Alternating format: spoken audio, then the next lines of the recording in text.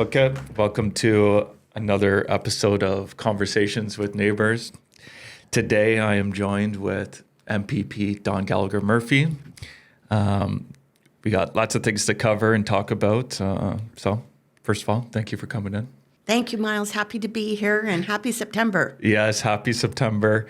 Driving into the office today, you get the feeling that summer is over. I know summer's not officially over, but driving out of the neighborhood and down Bathurst and then into this neighborhood, all the kids going to school and the cross guards out and streets are busier and there's just a feeling in the air like, kids back to school, parents back to work, and just a different energy shift. And I know with kids going back to school that you had a few things to cover, talk about. We actually just saw that you were with that new school of it. Yes, and I'm really excited about that. So there's a few things because our theme this September is back to school with fewer distractions. So that's one of the things. So before I get to the new school, what our government's all about this summer, fewer distractions. It's about banning the vaping and it's about limited cell phone use. And I think that's an important one because as I was driving in this morning on the radio, they were also talking about how are the teachers going to control the use of cell phones in the classroom. I actually read that this morning in this newsletter that I follow, that these rules are being implemented to limit smartphones in the classroom, which I think is a no-brainer to do that. Yes, for sure. And for kids in elementary school, there's no use whatsoever. With high school, it's limited use because teachers may ask the children, depending on the class, that there might be a need to look something up on their smartphones. So it's really up to the teacher when it can be used and when it will not be used. Elementary school, it's pretty easy. And less distractions really mean children are getting back to the basics and learning and doing their math and doing their reading and doing their writing. So it's all of these things getting back to the basics. And of course, the banning of vaping, I think, is a really important one. And the government has put funding available to ensure that schools are being able to put vape detectors in the washrooms. Oh, I see. Is that what the kids do? They go into the bathroom and...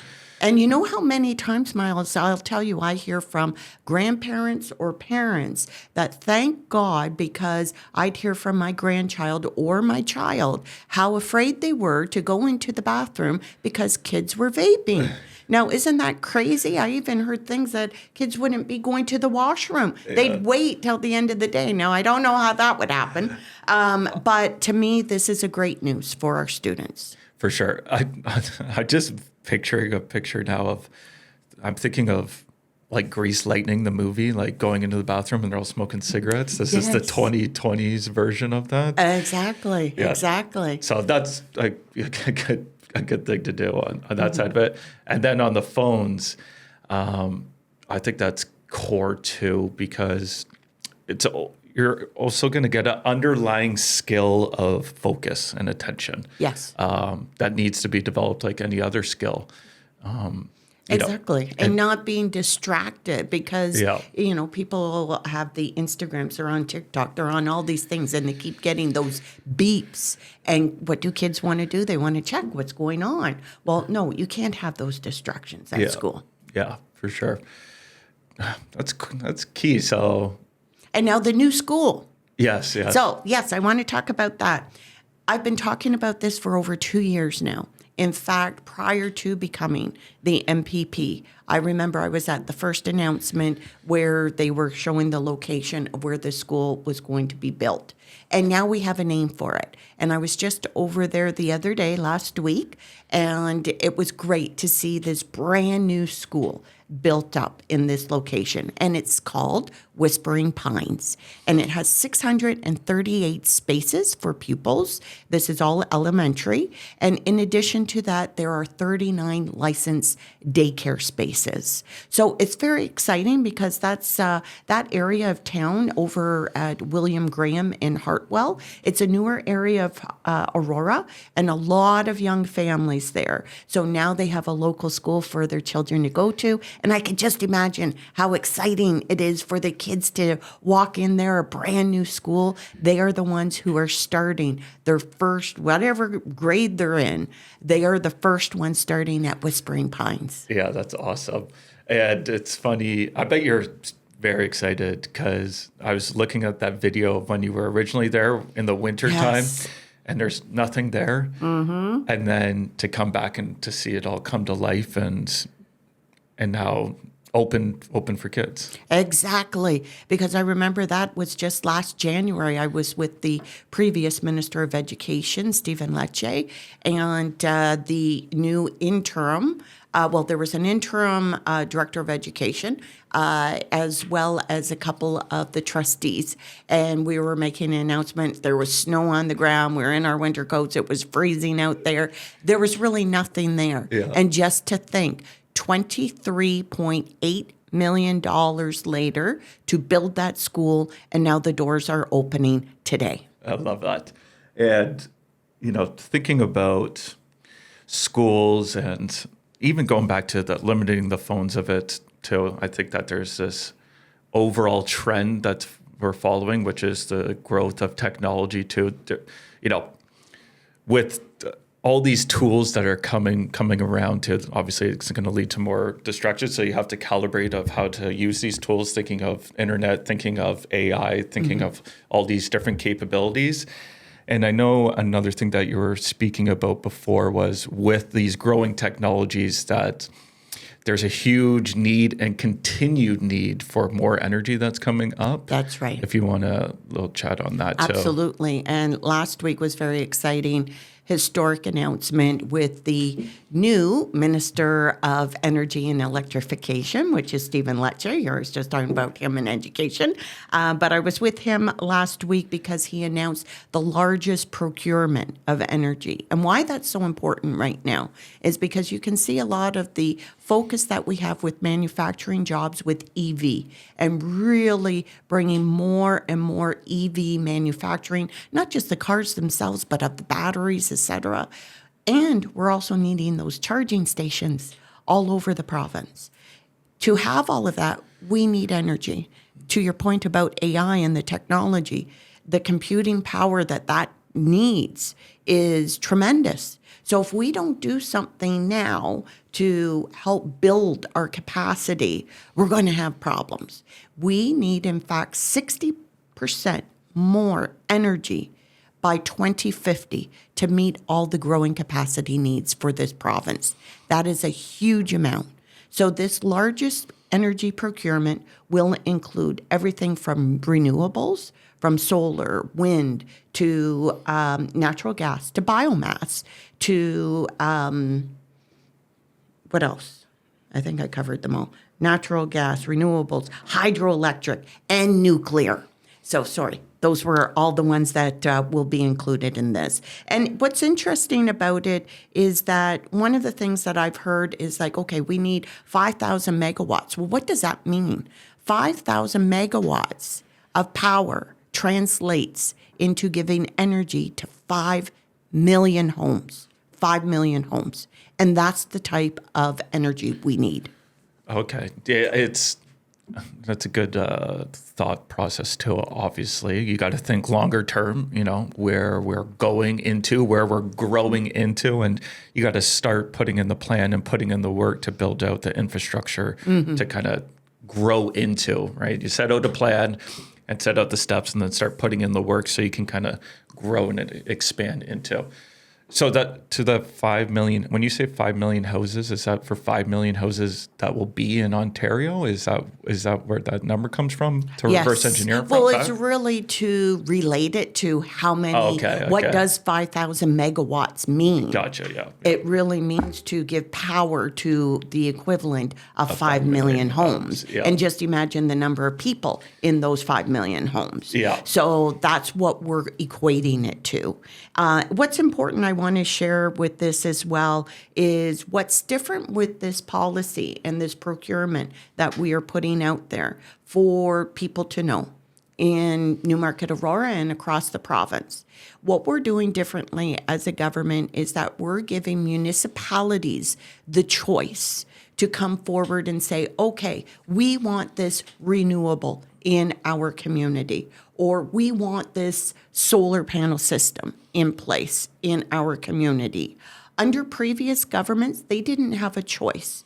We want municipalities to have the choice if they want this in their community. Besides that, from an agricultural perspective, we will be conducting agricultural assessments to understand the impacts on the land. So again, in previous worlds, what would happen is that municipalities did not have a choice and it would end up on prime agricultural land. We don't want that. We want to ensure that we do the proper impact assessments and that municipalities, they are the ones who know their communities the best. They know their surroundings the best. They are the ones who will be in the leadership seat to say, yes, this is something we want to do.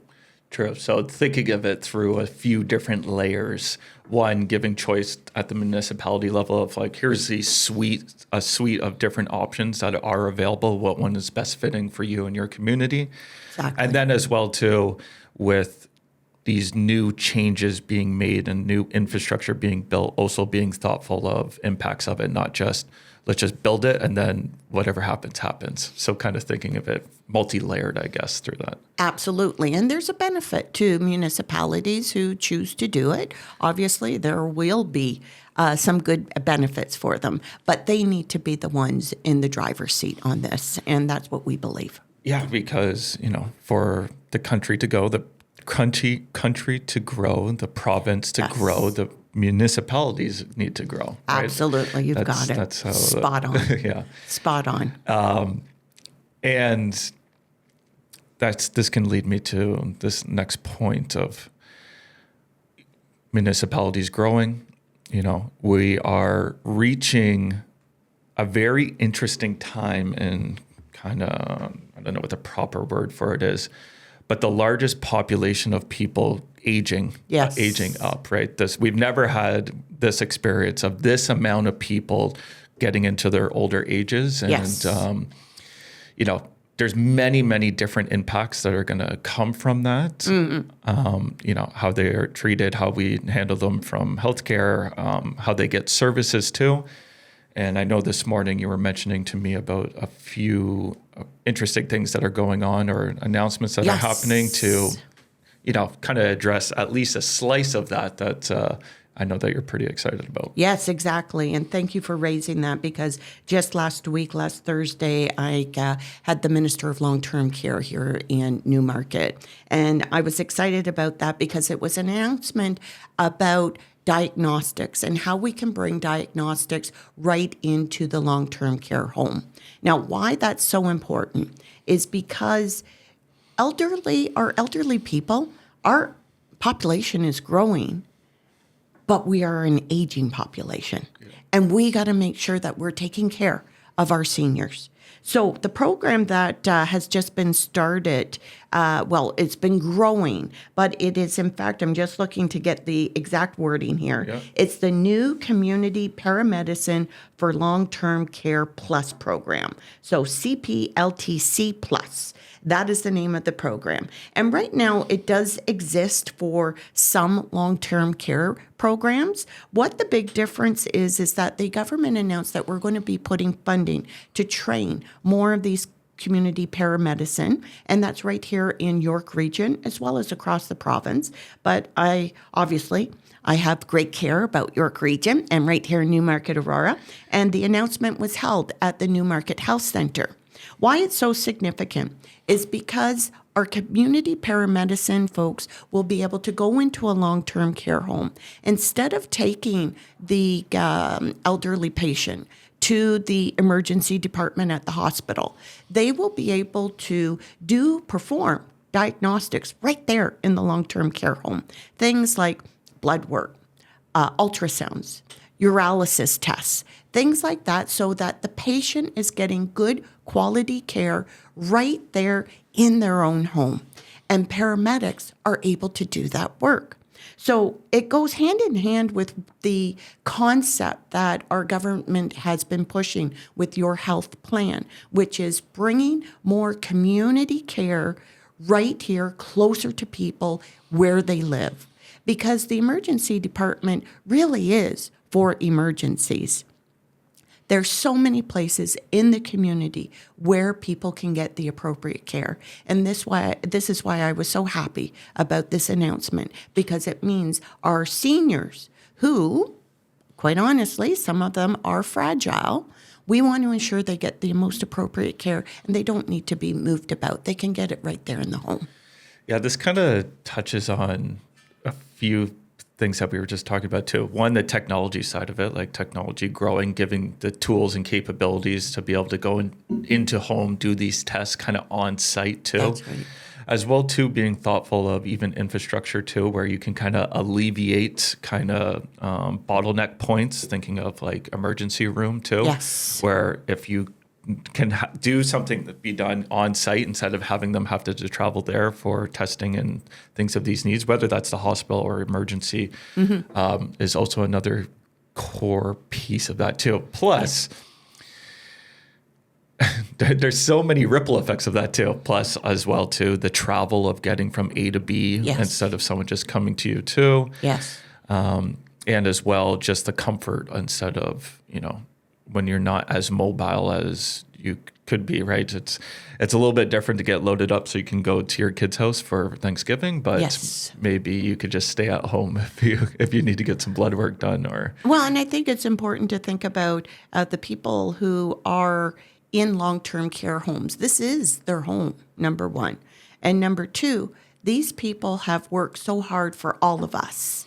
It's time for us to work hard for them. Yeah. And this is why we want to ensure that they are getting their quality care and that we're able to take care of them right there in their home. So part of this announcement included a $6 million expense that will go to purchasing this type of equipment for long-term care homes, because you need that equipment in the home so that when the community paramedicine comes out, they have all the equipment there and they are trained up. They're able to take care of our patients right there. Super important, because every year after year, more and more individuals are kind of reaching this phase of their life too. Mm-hmm. So once again, you got to help them build the tools, build the infrastructure. That's right. You can't just be doing what we've always been doing, because everything is changing around us. Exactly. It's thinking outside the box. More changes happening in Ontario. Another piece is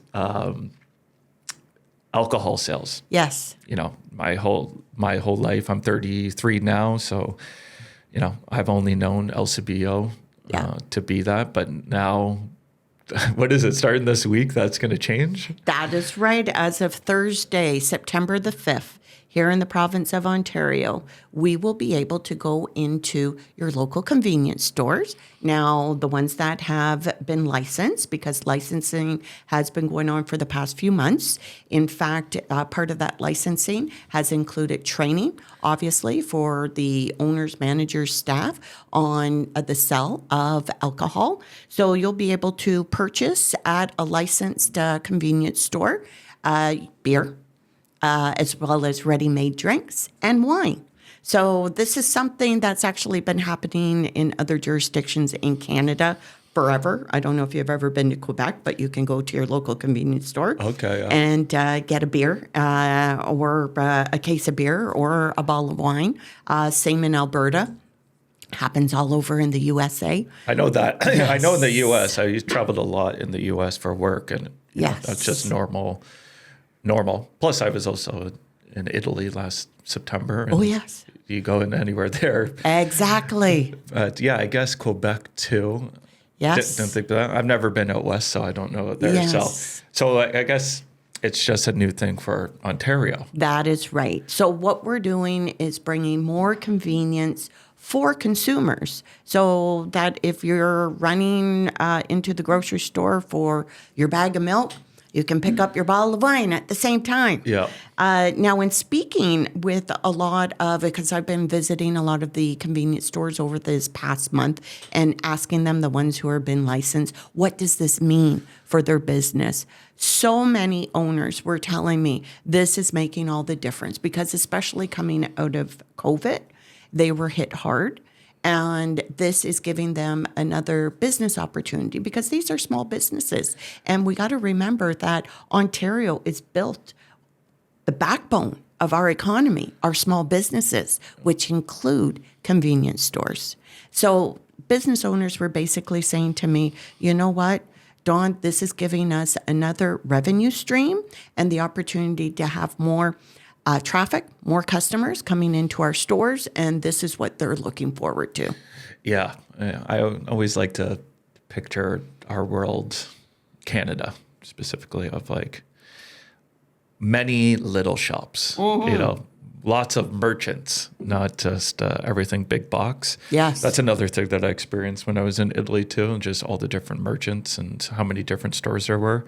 I like to picture the future of Canada to have a little bit more of that rather than, everything, I don't know, big box, I guess. Yes, and this is what makes me happy for these business owners, because they're feeling that the government is on their side, allowing them to build their businesses, and they're doing it in a very responsible manner. One of the business owners were showing me their manual that they've prepared for all their staff on what to do in all different situations. So they are prepared. They've gone through the proper training.